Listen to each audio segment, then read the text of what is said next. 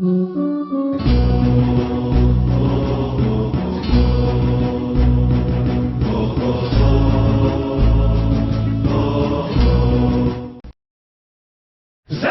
پہ سجدوں کی بستی بسانے آیا ہے، آ گیا حسین کا سجا، حسین کا سجا، حسین کا سجا، حسین کا سجا۔ السلام علیکم محترم سامعین، آج 5 شعبان ہے اور 5 شعبان ہمارے چوتھے امام زین العابدین علیہ الصلاۃ والسلام کی ولادت سے منسوب ہے۔ اس سلسلے میں کتاب راہ کربلا جو کہ جناب سید احمد رضا زیدی صاحب نے تحریر فرمائی ہے اور جس میں مصنف نے 4 دائے معصومین علیہم السلام کی حیات طیبہ پر فضائل سے مصائب تک مکمل تقاریر کو اکٹھا کیا ہے، اس کتاب سے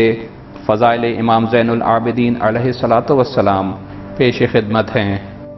اعوذ باللہ من الشیطان الرجیم، بسم اللہ الرحمن الرحیم۔ امام زین العابدین علیہ الصلاۃ والسلام 5 شعبان 38 ہجری میں مدینہ منورہ میں پیدا ہوئے۔ آپ علیہ الصلاۃ والسلام کو امامت جیسا منصب الہی 10 محرم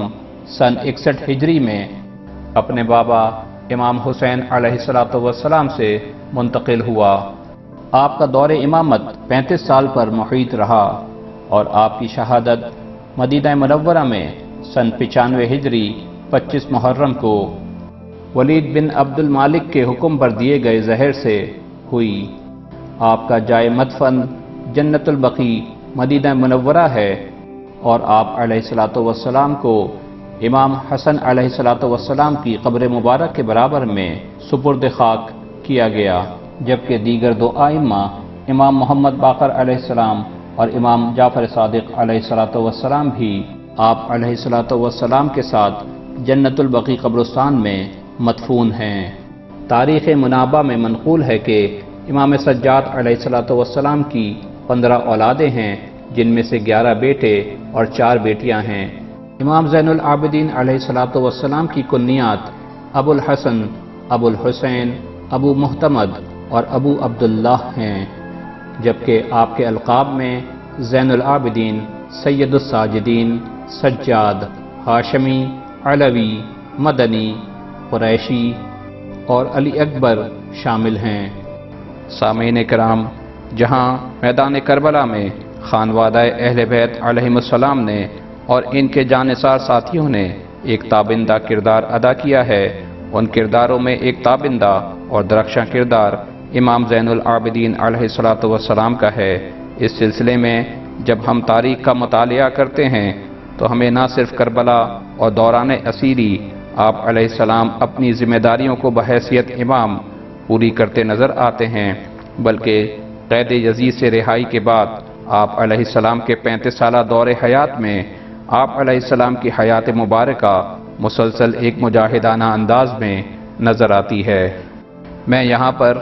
ایک غلط فہمی کا ازالہ کرنا چاہوں گا کہ جس طرح آپ علیہ الصلاۃ والسلام کی ایام عاشورہ میں چند روزہ بیماری کی وجہ سے آپ علیہ الصلاۃ والسلام کو بیمار کے لقب سے یاد کیا جانے لگا اور واقعہ کربلا کے بعد آپ علیہ السلام کی 35 سالہ حیات مبارکہ کو خاموشی میں گزارنے سے منسوب کیا جاتا ہے، حقیقتاً ایسا نہیں ہے کہ آپ علیہ السلام اللہ نہ کرے دائمی بیمار تھے یا آپ علیہ السلام نے کربلا کے بعد بقایا زندگی خاموشی میں گزار دی، جبکہ حقیقت یہ ہے کہ آپ علیہ السلام عاشور کے چند دنوں میں بیمار ہوئے اور آپ کی یہ بیماری بھی مصلحت الہی کا نتیجہ تھی تاکہ آپ پر سے جہاد ساقط ہو جائے اور نسل امامت جاری رہے۔ اسی طرح بعد کربلا آپ کا 35 سالہ دور حیات خاموشی کا دور نہیں بلکہ ایک جہاد مسلسل ہے، اور وہ یہ کہ آپ علیہ السلام نے یہاں تلوار سے نہیں بلکہ دعاؤں اور مناجاتوں کے ذریعے جہاد کیا۔ محترم سامعین، جیسا کہ آپ کو علم ہے کہ یہ وہ دور تھا کہ جہاں یزید کے ظلم و ستم اور عوام الناس کی بے شعوری کی وجہ سے عوام الناس خوف و دہشت کا شکار تھے اور ان حالات میں امام علیہ السلام کا کسی سے ملنا تو درکنار، امام سے تعلق ثابت ہو جائے تو وہ اس کے لیے موت کا پروانہ ثابت ہوتا تھا۔ لیکن ایسے بدترین کٹھن اور خوف کے ماحول میں بھی امام نے اپنا الہی مشن جاری رکھا۔ آج صحیفہ کاملہ اور صحیفہ سجادیہ کے نام سے موسوم ہمارے پاس آپ علیہ السلام کی دعاؤں اور مناجاتوں کا جو ذخیرہ موجود ہے، وہ امام علیہ السلام کا ان دعاؤں کے ذریعے وہ جہاد ہے کہ جس میں آپ نے اس دور کے حالات کو مد نظر رکھتے ہوئے پیغام حق اور معرفت اہل بیت کو عوام الناس تک پہنچایا۔ آج سے 100 سال قبل جامعۃ الزہرا کے سربراہ نے ان دعاؤں کا مطالعہ کیا تو انہوں نے کہا کہ میں اپنی گزری ہوئی زندگی پر افسوس کرتا ہوں کہ کیوں میں اس عظیم علمی خزانے سے محروم رہا۔ تو آپ دیکھیے کہ یہ امام زین العابدین علیہ السلام کی دعاؤں کی کتنی بڑی آفاقیت ہے کہ جو تلوار کے بجائے الفاظ کے ذریعے لوگوں کے دلوں میں پیغام حق اور معرفت کو داخل کرتی ہے۔ اب وہ لوگ جو صرف تلوار کے جہاد کو ہی جہاد سمجھتے ہیں، انہوں نے دعاؤں اور مناجات کے ذریعے جہاد کی معرفت نہ رکھتے ہوئے آپ علیہ السلام کے 35 سالہ دور کو خاموشی کا دور قرار دیا، جبکہ یہ آپ کا ایسا مدبرانہ جہاد تھا کہ جو تقاضائے وقت کے تحت انجام دیا گیا، وگرنہ آپ علیہ السلام یزید کے خلاف کوئی مسلح جدوجہد کرتے تو آپ علیہ السلام کو بھی شہید کر دیا جاتا، اور آپ نے جو ان 35 سالوں میں دنیا کے گوشے گوشے میں پیغام حق اور معرفت اہل بیت پہنچائی تو یہ کام بھی انجام نہیں دیا جا سکتا تھا۔ لیکن محترم سامعین، آپ دیکھیے کہ جہاں ضرورت پڑی اور جہاں خاموش رہنا دین اور شان اہل بیت کے خلاف تھا، وہاں پر ببانگ دہل اظہار حق کیا۔ اس سلسلے میں ہمارے سامنے وہ منظر ہے کہ جہاں بعد کربلا دمشق میں سرکاری خطیب منبر پر بیٹھ کر حق کو باطل اور باطل کو حق قرار دے رہا تھا تو آپ علیہ السلام نے یزید سے کہا کہ اے یزید، کیا اجازت ہے کہ اس منبر پر جا کر میں بھی کچھ کہہ سکوں؟ اس وقت یزید اپنے اقتدار حکومت اور شراب کے نشے میں ڈوبا ہوا تھا۔ اس نے سوچا کہ یہ لاغر اور کمزور انسان جس نے میرا ظلم و بربریت دیکھی ہے، شاید میرے روب و دبدبے سے متاثر ہو کر کوئی معذرت خواہی پیش کرنا چاہتا ہے، اس لیے اس نے آپ علیہ السلام کو منبر پر آنے کی اجازت دے دی۔ اب امام زین العابدین علیہ السلام منبر پر تشریف لے گئے اور بعد حمد و ثناء پروردگار عالم اللہ تعالی کی نگاہ میں مرتبہ محمد و آل محمد علیہ السلام بیان کرتے ہوئے اپنا تعارف کروایا اور یزید کے ظلم سے لوگوں کو آگاہ کیا۔ اب یزید جو یہ سب کچھ تصور بھی نہیں کر سکتا تھا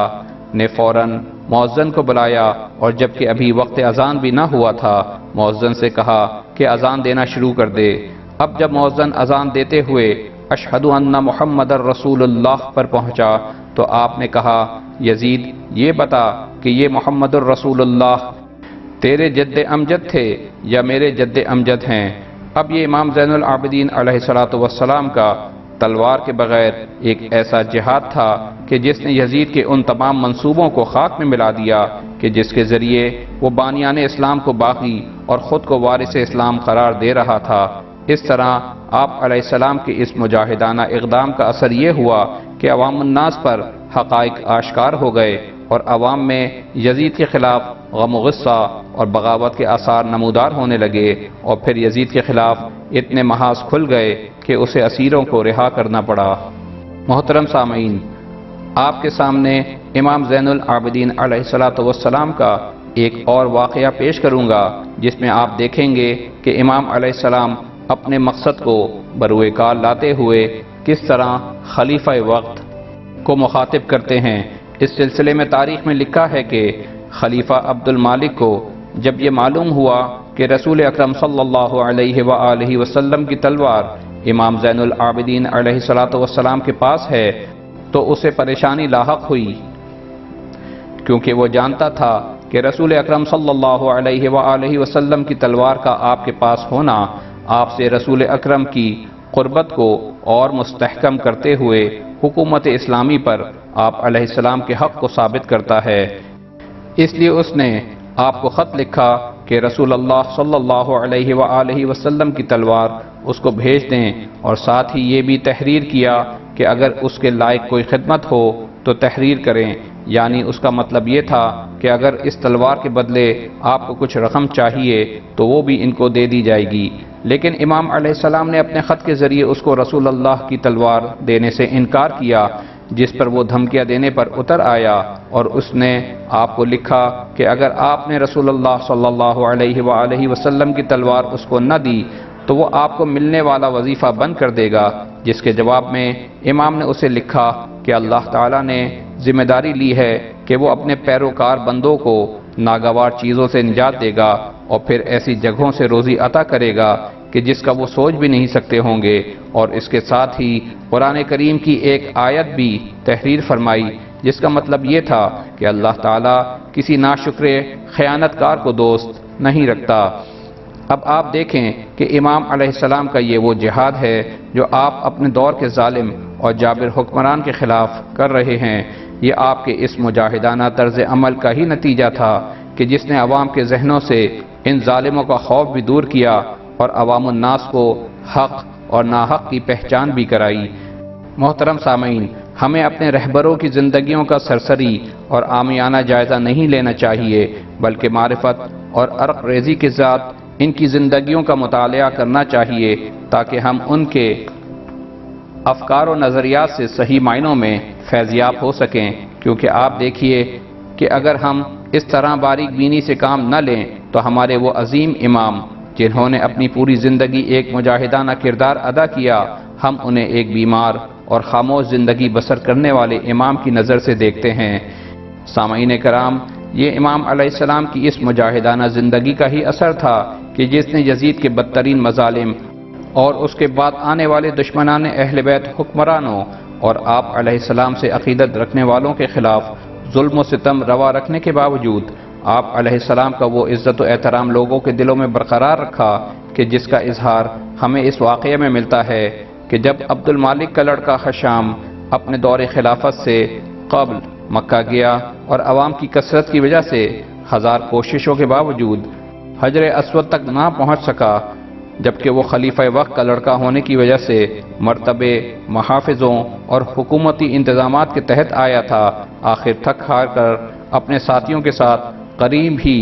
ایک اونچے مقام پر اپنے ساتھیوں کے ساتھ جا بیٹھا اور کعبے کا طواف کرنے والے ہجوم کو دیکھتا رہا۔ اسی دوران اس نے دیکھا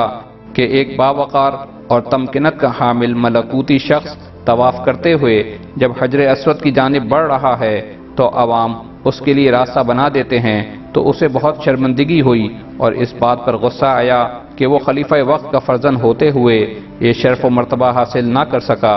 اب وہ اپنے قریب بیٹھے ہوئے اشخاص سے پوچھتا ہے کہ یہ شخص کون ہے جسے اتنی پذیرائی مل رہی ہے۔ اس کے اس سوال پر اس کے ہمراہیوں نے، جو کہ امام علیہ السلام کو جانتے تھے، کوئی جواب نہ دیا،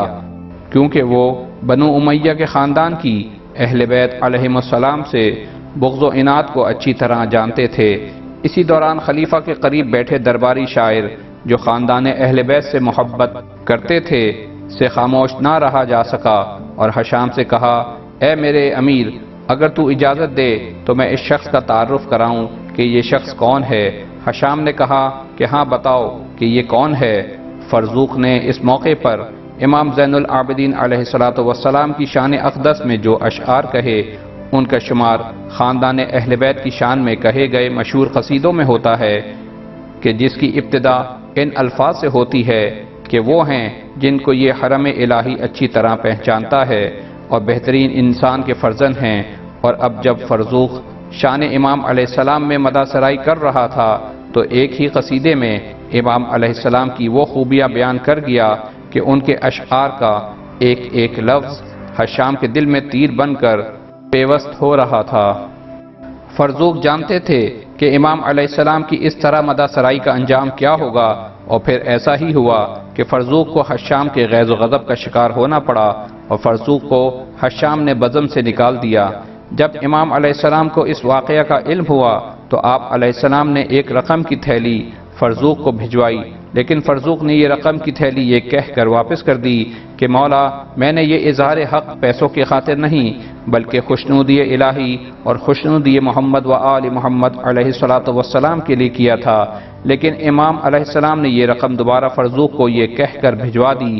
کہ تم یہ رقم رکھ لو، کیونکہ ہم محمد و آل محمد جو دے دیا کرتے ہیں وہ واپس نہیں لیا کرتے۔ اسی طرح امام زین العابدین علیہ السلام کی مجاہدانہ تعلیمات کا اثر ہمیں یہاں بھی نظر آتا ہے کہ جہاں امام کی معرفت رکھنے والا ایک شخص یحییٰ کوفے کے بازاروں میں جاتا ہے، لوگوں کو جمع کرتا ہے اور کہتا ہے کہ اے لوگوں، ہم تمہارے اور تمہارے آقاؤں یعنی بنی امیہ کے منکر ہیں، جب تک تم ایمان نہیں لاتے ہم تمہیں قبول نہیں کریں گے۔ آپ دیکھیں کہ یہ امام علیہ السلام کی مجاہدانہ تعلیمات کا ہی اثر ہے کہ یہ شخص علل اعلان اظہار حق کر رہا ہے۔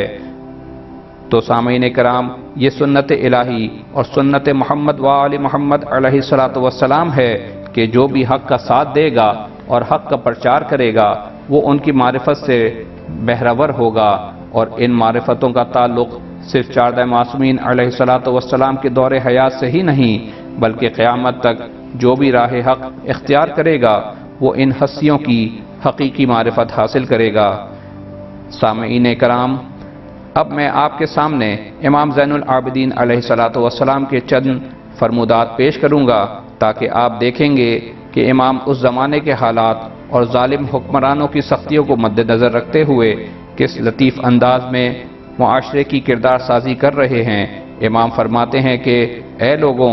تقوی الہی اختیار کرو اور یاد رکھو کہ ایک دن اللہ کے سامنے جانا ہے، اس لیے اسلام کو صحیح اور مکمل طور پر اختیار کرو۔ اور پھر امام علیہ السلام فرماتے ہیں کہ اس دن سے ڈرو کہ جس دن لوگ تمہیں قبر کے حوالے کر دیں گے، جہاں سب سے پہلا سوال اللہ کی توحید کے بارے میں ہوگا، اس کے بعد نبوت کے بارے میں سوال ہوگا، اور پھر اس قرآن کے بارے میں سوال ہوگا کہ جس کی تم تلاوت کیا کرتے تھے، اور پھر امام علیہ السلام کے بارے میں سوال ہوگا کہ جن کی تم ولایت کا دم بھرتے تھے۔ سامعین کرام، آپ دیکھیں کہ وقت اور حالات کے تقاضوں کو مد نظر رکھتے ہوئے امام علیہ السلام کس حسین انداز میں پیغام حق لوگوں تک پہنچا رہے ہیں۔ آپ علیہ السلام کے اس عمل سے ہمیں یہ سبق ملتا ہے کہ حالات چاہے کیسے ہی ہوں، ہمیں ان حالات کو مد نظر رکھتے ہوئے اپنا طریقہ کار بنانا چاہیے کہ ہم اپنا فرض ادا کر سکیں۔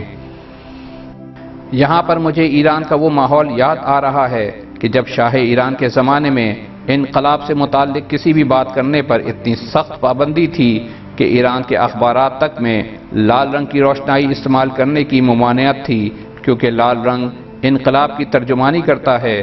تو ایسے گھٹن کے ماحول میں ایران کے ایک دانشور نے امام زین العابدین علیہ الصلوۃ والسلام کے طریقہ کار کی پیروی کرتے ہوئے بت شکن کے نام سے ایک کتاب لکھی۔ اس کتاب میں بظاہر تو حضرت ابراہیم علیہ السلام کے واقعات تھے کہ جن میں وہ نمرود سے نبرد آزما تھے اور اس کے ظلم کے خلاف برسر پیکار تھے، لیکن اس کتاب کا ماخذ مظلوم سے ظالم کا ٹکراؤ تھا، اور اس طرح ابراہیم ایزدی نے حضرت ابراہیم علیہ السلام کی نمرود کے خلاف بغاوت کے قصے کے ذریعے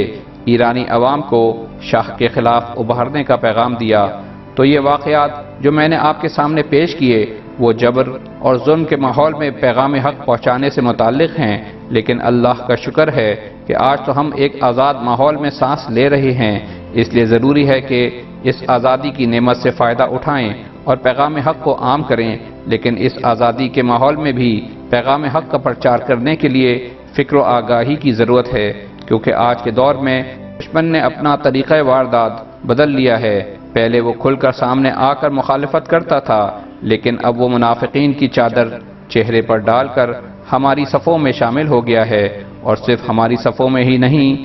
بلکہ اس نے ہمارے ممبروں تک رسائی حاصل کر لی ہے، اور دین میں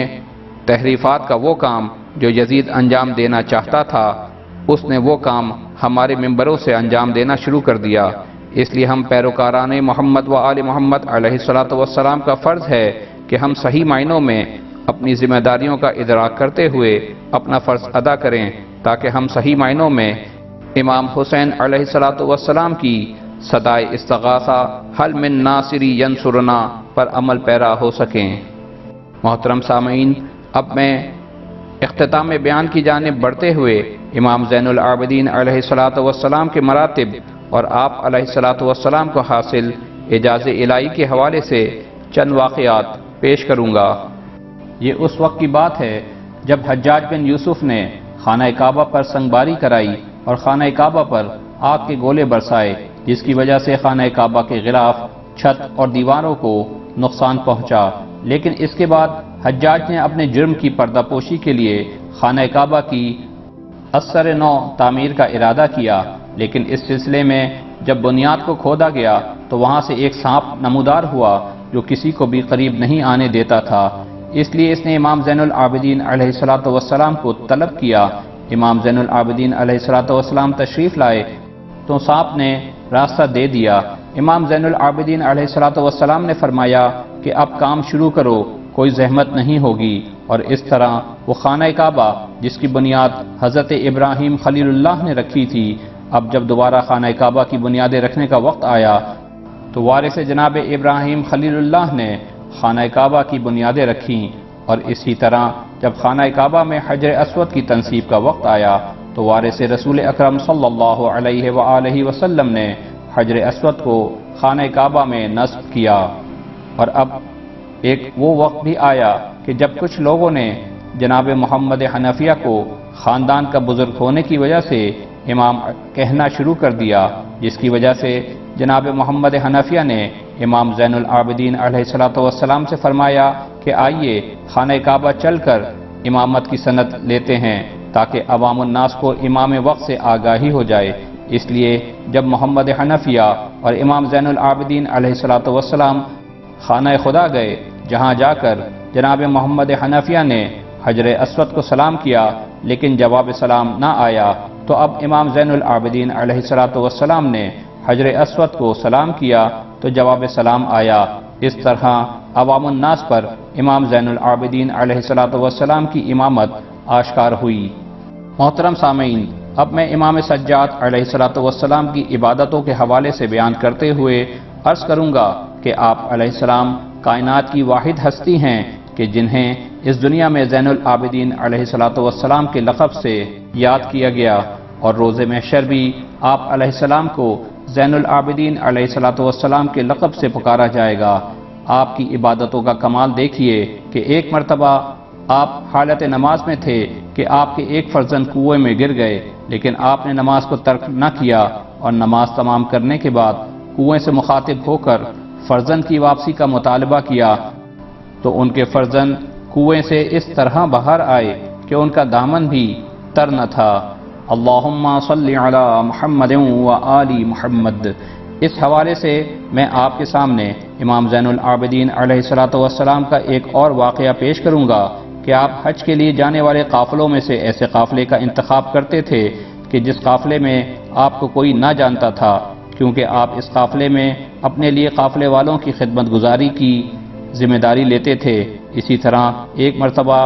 آپ ایک قافلے میں حج کے لیے روانہ تھے کہ ایک مقام پر اس قافلے کے ہمراہ ایک اور قافلے نے بھی قیام کیا۔ اس دوران اس قافلے میں سے ایک شخص نے جو آپ کو پہچانتا تھا دیکھا کہ آپ قافلے والوں کے کام انجام دے رہے ہیں۔ وہ شخص ان قافلے والوں کے پاس آیا اور ان سے کہا کہ کیا تمہیں معلوم ہے کہ جس شخص سے تم اپنے کام کرا رہے ہو وہ کون ہیں؟ قافلے والوں نے کہا ہم اس نوجوان کو نہیں جانتے، البتہ